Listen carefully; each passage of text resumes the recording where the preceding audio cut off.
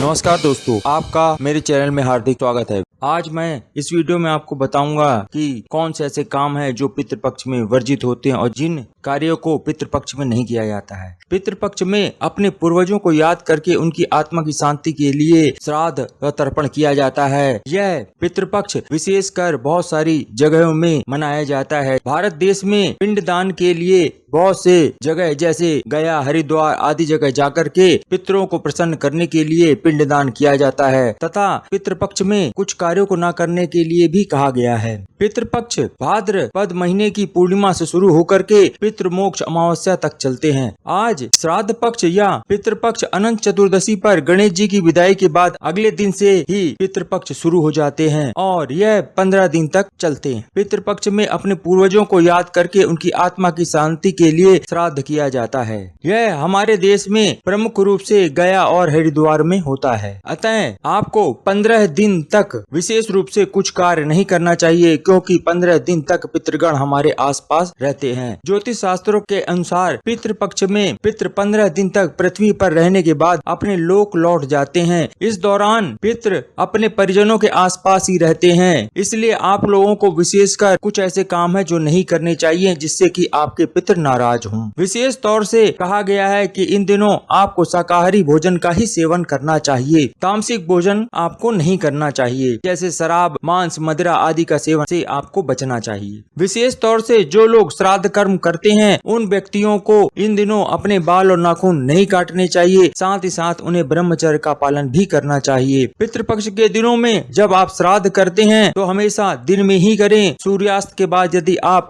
श्राद्ध या तर्पण करते हैं तो वह अशुभ माना जाता है। इसके लिए आपको दिन में 12:30 बजे से पहले यह कार्य कर लेना चाहिए, यानी सूर्योदय से लेकर आपको 12:30 बजे दोपहर तक आप पितरों का श्राद्ध कर्म कर सकते हैं। विशेष तौर से आपको इन दिनों लौकी, चना, जीरा, खीरा और सरसों का साग नहीं खाना चाहिए। और ध्यान यह भी रखें कि किसी भी जानवर, पक्षी को आपको बिल्कुल भी सताना नहीं चाहिए और जरा भी आपको उन पक्षी व जानवर को परेशान भी नहीं करना चाहिए। यदि आप अपने पितरों को प्रसन्न करना चाहते हैं तो यह काम आप अवश्य रूप से करें। श्राद्ध पक्ष या पितृपक्ष के दौरान अगर आपको कोई जानवर या पक्षी आपके घर के पास आ जाए तो उस जानवर या पक्षी को आप भोजन अवश्य कराना चाहिए। मान्यता स्वरूप यह कहा गया है कि हमारे जो पूर्वज होते हैं वह आपसे मिलने के लिए आते हैं, वह किसी भी रूप में आपसे मिलने आ सकते हैं। और जो भी भोजन आप पितृपक्ष के दौरान करते हैं तो वह भोजन आपको पत्तल में करना चाहिए। और यदि किसी ब्राह्मण को भी यदि आप भोजन करा रहे हैं तो उसे भी आप पत्तल में ही भोजन कराएंगे तो यह विशेष फलदायी होता है। और एक बार फिर से आपको बता देता हूँ कि कौन से काम हैं जो आपको पितृपक्ष में नहीं करने चाहिए, जो कि कर्म स्वरूप है। जैसे यदि कोई आप शुभ काम करने जा रहे हैं, जैसे कोई नई दुकान खोलने जा रहे हैं, कोई नया काम करने जा रहे हैं, कोई नया व्यापार चालू करने जा रहे हैं, तो पितृपक्ष के दौरान आपको यह कार्य नहीं करना चाहिए। और विशेष रूप से कोई भी शुभ काम आपको नहीं करने हैं, जैसे सगाई, शादी, गृह प्रवेश, मुंडन या